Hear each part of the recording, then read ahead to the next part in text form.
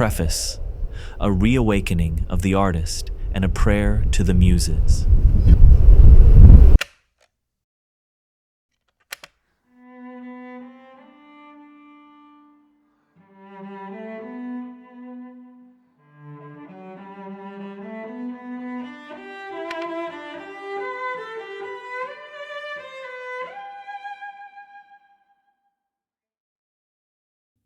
I invite you to contemplate, standing at the threshold of this grand exhibition. Before you step, it is imperative to grasp the monumental role you occupy in the grand mural of existence. Your part is not minuscule, nor is it a mere side plot. No, it is a role of immense significance, more vast than the furthest horizons, deeper than the ocean's watery abyss, and infinitely greater than the stars above. To you, who dwells in a living, breathing universe, where the heavenly bodies and stars perform a cosmic ballet across the dark velvet sky. To you, who witnesses the waves crashing with a symphonic roar, the storm climaxing with thunderous applause, and the sun's golden beam kissing every breath. Have you ever felt the universe's silent symphony sing? It is a song of love, and it sings for you. To you who lives each day in the clouded mundane rhythms of life, yet are wrapped in unrealized ethereal glow. You, an eternal soul, striding the line between life and death, a luminous torch amid the celestial principalities who seek to ignite you in radiance, and the wretched demonic who long to shroud you in darkness.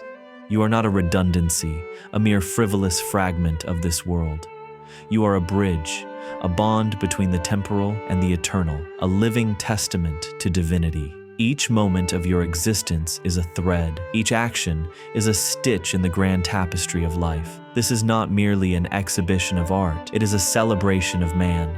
You, son of Adam, who was chosen by the Logos. I ask, are you ready to discover the extraordinary role you play in this grand design? Let's begin.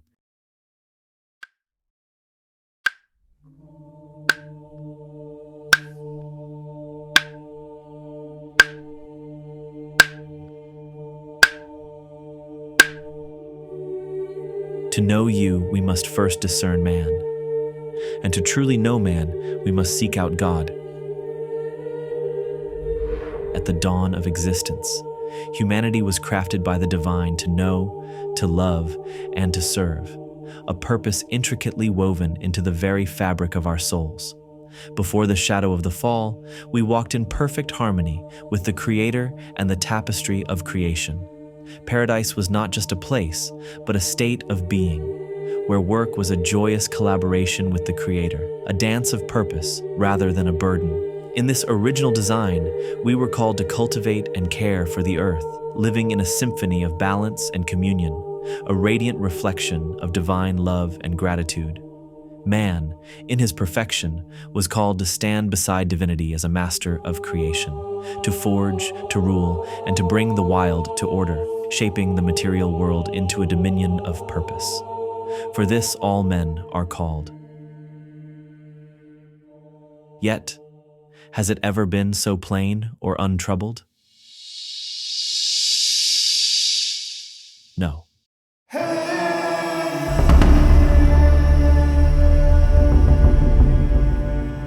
She took of the fruit thereof, and did eat, and gave to her husband who did eat. Adam and his wife hid themselves from the face of the Lord God, and the Lord God called Adam and said to him, "Where art thou?"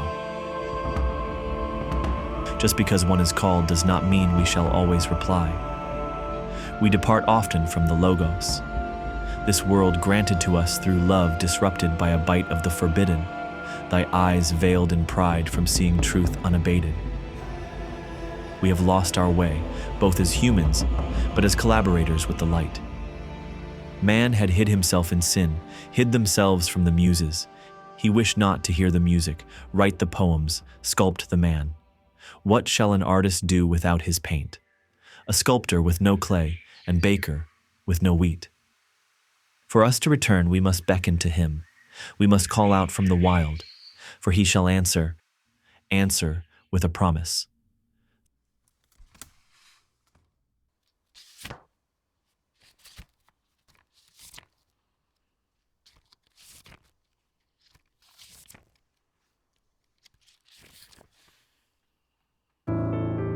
Through the corridors of time, his hand never withdrew. A single bite unraveled eternity.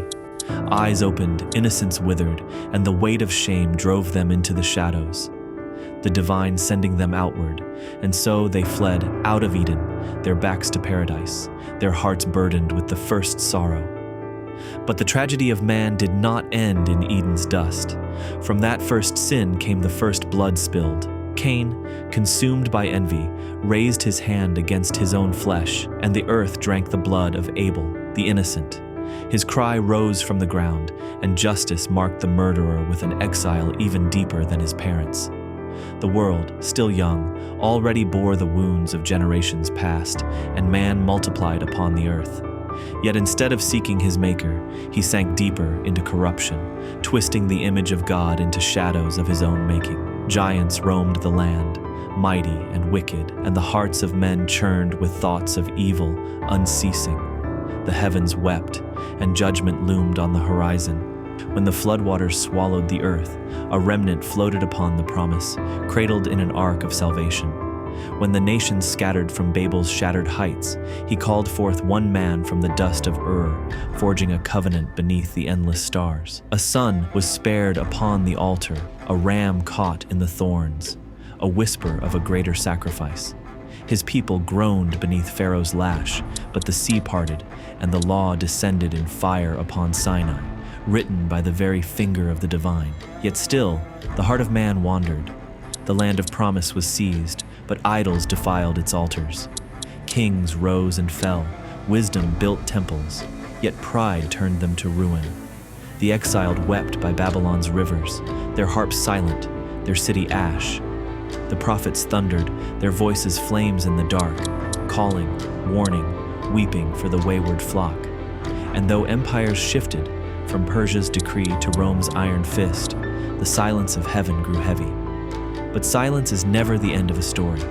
The forerunner's cry would soon shatter the hush. The wilderness would stir with the voice of one preparing the way. The stage of history trembled, for the word was on the threshold. The art of God was soon to step into time. And what is the art of God if not his Son?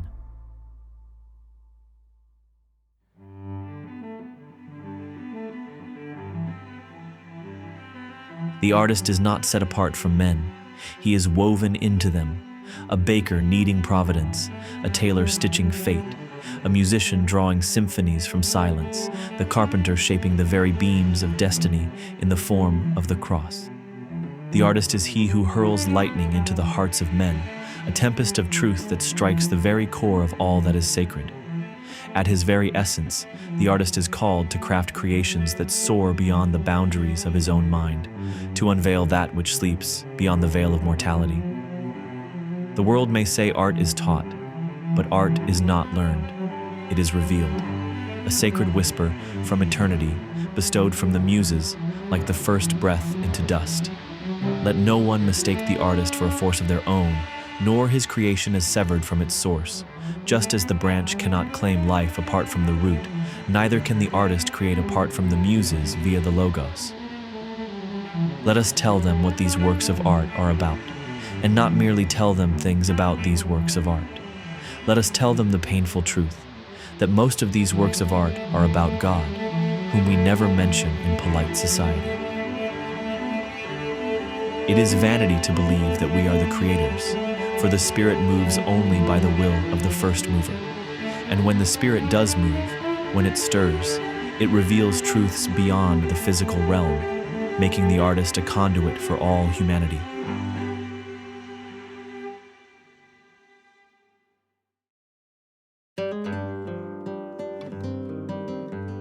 The artist is no idle craftsman, churning empty forms.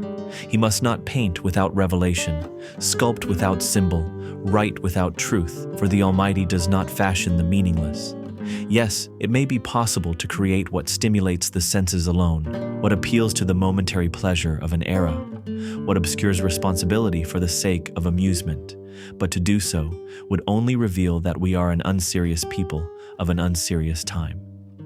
These are the trials every artist must confront, not only in the world but within the depths of their own being. The allure of fleeting pleasure, the dazzling lights of aesthetics, the intoxicating peak of sensation, they tempt us all. Yet, the true artist crafts works that embody both beauty and truth. Art exists not for its own sake, but for the sake of the soul, for the good of man, for the love of God. Humanity's unique destiny is to seek truth, and it is this truth, perceived and moved by our intellect and senses, that pushes us to greater heights. God has not changed. It is we who must journey to meet Christ at the hill where he was pinned to the tree for our sake. Truth does not erode with time, nor does God bend to the whims of an age. What was true at Eden's gate, at Sinai's peak, at Golgotha's hill, is true still. It is we who must make the pilgrimage to the tree where perfect mercy hung, suspended between earth and heaven. Art stands as a mirror before man, reflecting not only what he is, but what he was meant to be, a being of pure potential, trembling on the edge of being. And that potential is what all societies, all cultures, all histories have feared to embark upon, for that potential leads to God. They cage him in the brittle walls of their doubt, shrinking God to a relic of a forgotten time, a name whispered only by those little men of an even smaller time. What does God have to do with modern society? Why should he matter to me? Because you matter to him. To the one who has forged the primordial truth into your bones, to the one who still labors for you, always and forever. Through the Father, the Son is begotten, and through whom all things are made, through whom you were made. And the world itself cries out as the greatest love letter for his goodness to you. So rise with purpose, create boldly. Let your hands and heart bring forth beauty that echoes his divine spark.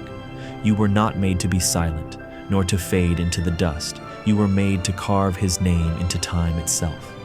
Your salvation hinges on art, for truth is art, and God is truth. And what is art but the revelation of the greatest being of all? This is the call of all humanity. From the beginning to the end of time, your art will tell the story of the greatest work, the story of love, of creation, of eternity itself. This preface is not to teach you how to create art, for only God can do that. He is your North Star, your highest peak, the tree of life upon the hill, the very source of your talent. And he, the artist of all artists, invites you to step into his masterpiece, to shape, to build, to dream, to join in the eternal act of creation, to embrace freedom, to see what has always been hidden, and to love what has always been loved. And when the greatest artist beholds you, his finest work, his beloved creation, he smiles and speaks the words he has uttered since the dawn of time. This is good.